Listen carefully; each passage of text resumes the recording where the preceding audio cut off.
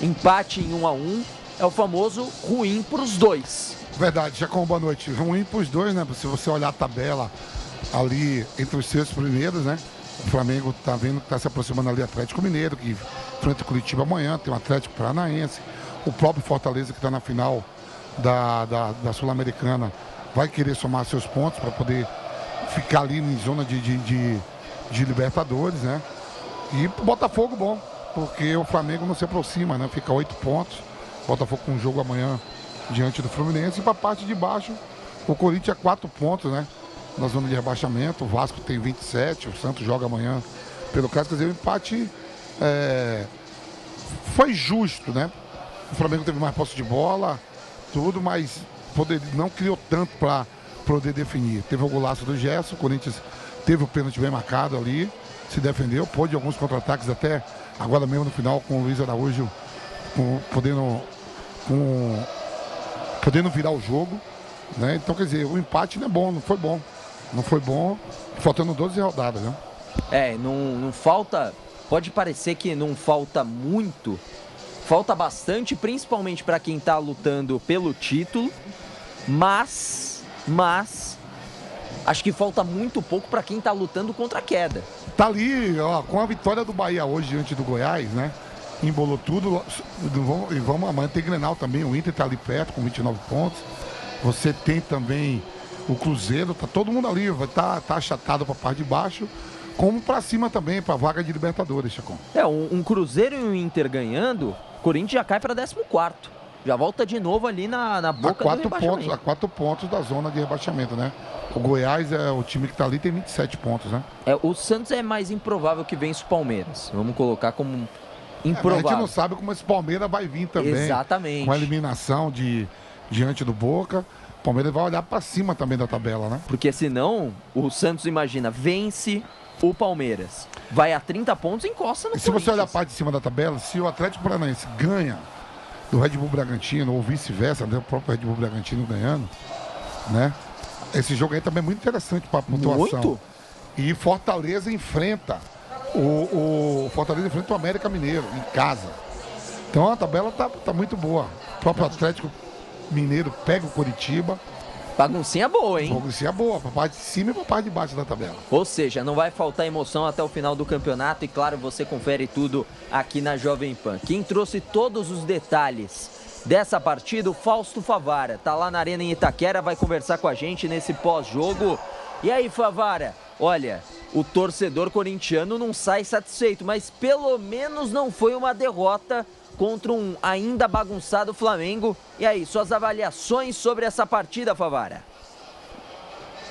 Ô Chacon, boa noite pra você. Eu acho o seguinte, o Flamengo não conquista as vitórias diante de muitas equipes, e até mesmo do Corinthians, por pura incompetência nessa temporada. Porque é um abismo de diferença a qualidade técnica dos jogadores do Flamengo para os demais.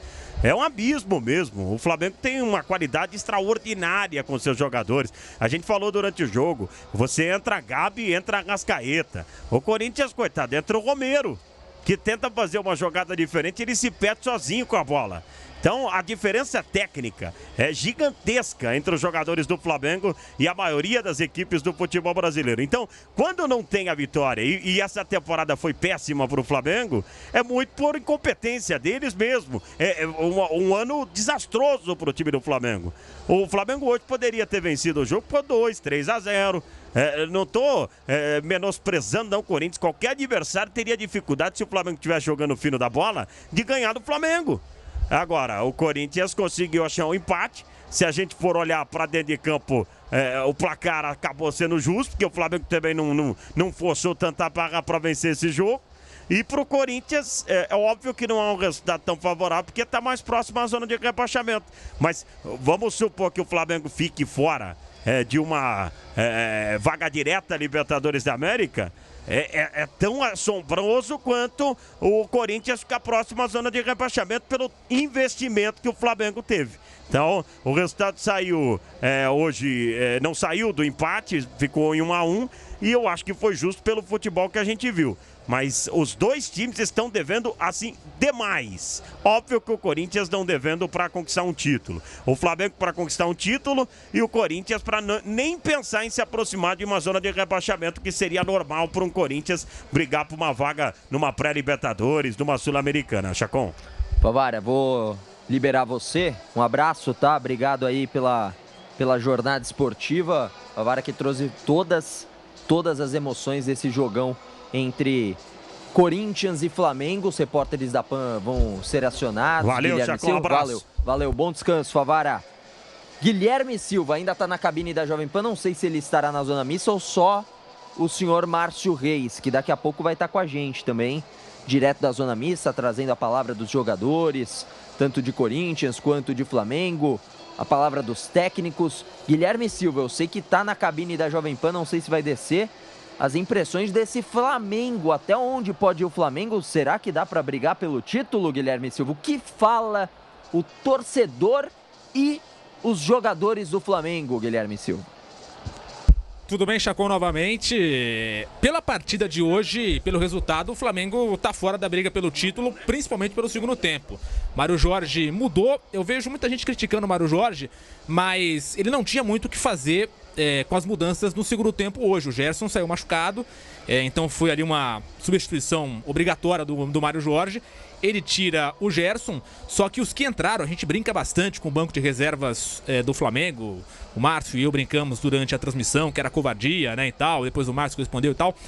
Teve essa brincadeira, mas o fato é que os jogadores que entraram no segundo tempo não deram conta do recado. O Mateuzinho, o Vitor Hugo, o Gabigol entraram muito abaixo do que o jogo precisava. O Flamengo fez um bom primeiro tempo, nós elogiamos bastante Gerson, Everton Ribeiro, as participações dos meias do Flamengo na primeira etapa. No segundo tempo o Gerson fez o gol, saiu machucado, o Everton Ribeiro cansou, e os que entraram baixaram muito o nível da equipe. O Flamengo não conseguiu ser competitivo no segundo tempo. Então Gabigol, Mateuzinho e Vitor Hugo entraram muito abaixo. O Arrascaeta, voltando de lesão, deixou também a desejar. E aí, para fechar esse combo, ainda teve o Léo Pereira fazendo a bobagem na área. Ele estava com o braço totalmente aberto, pênalti claro, muito bem marcado. O pênalti, né, se você for considerar que não teve erro de arbitragem, o placar é justo. Só que acho que é bom ponderar que o Flamengo durante os 90 minutos buscou mais o resultado do que o Corinthians aqui em Itaquera. Nós registramos também a todo instante, no final do primeiro tempo e até mesmo agora no final da segunda etapa, o Mano Menezes a todo instante querendo que o jogo terminasse e que o árbitro nem somasse os acréscimos. Então, para o Corinthians, pela percepção, vendo o Mano Menezes à beira do gramado, dá para perceber que a comissão técnica do Corinthians ficou bastante satisfeita com o empate em casa. O que para mim é muito pouco para o Corinthians. O Corinthians é um time enorme, gigante, com uma das maiores folhas salariais do Brasil, e se contentar com o empate em casa é ruim.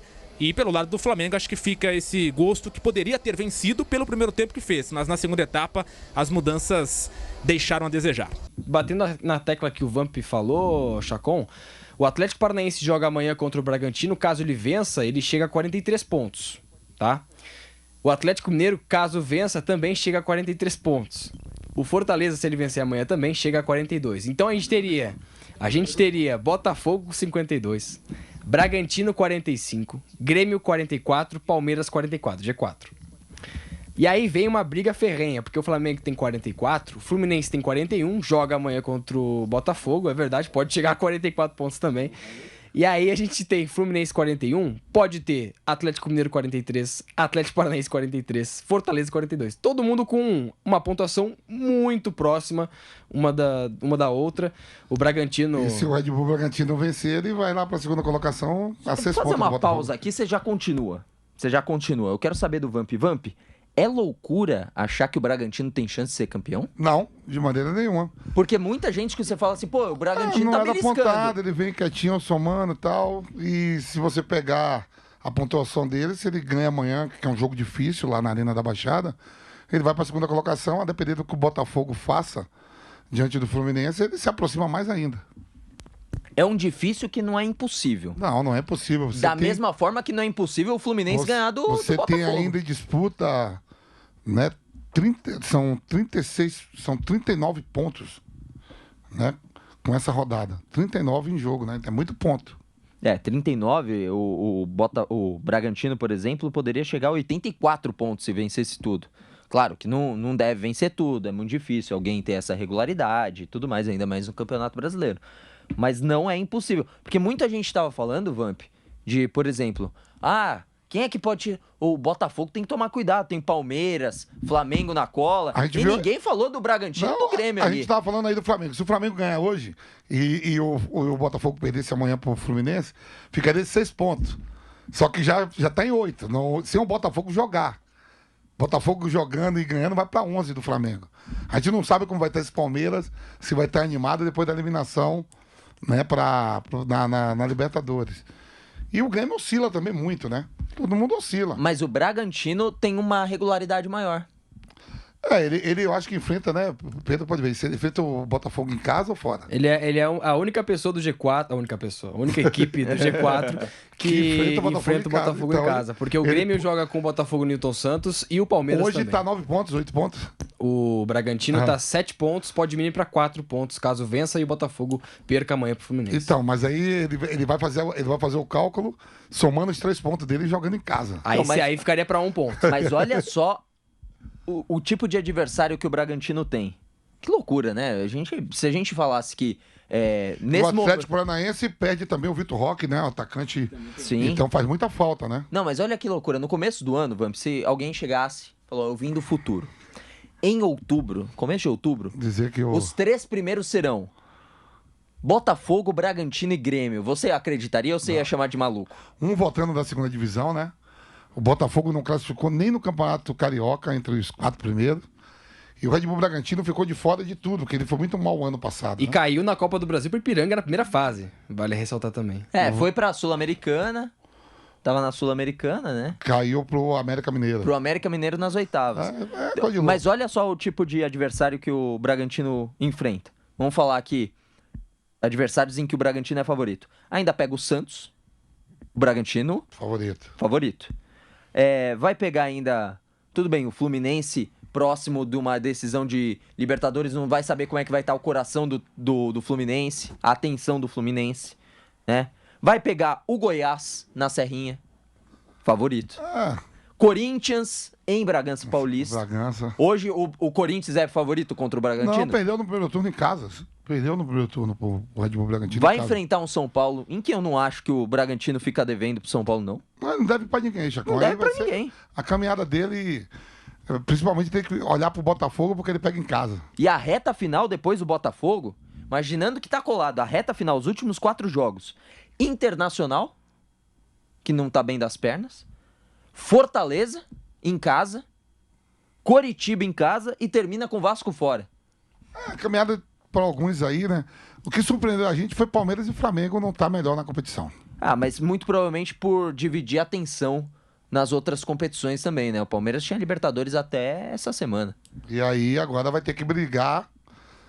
Aí o Pedro falou aí, chegando aí todo mundo. O Atlético Mineiro, 43 pontos. Se ganhar amanhã, o próprio Fortaleza pode ir a 42.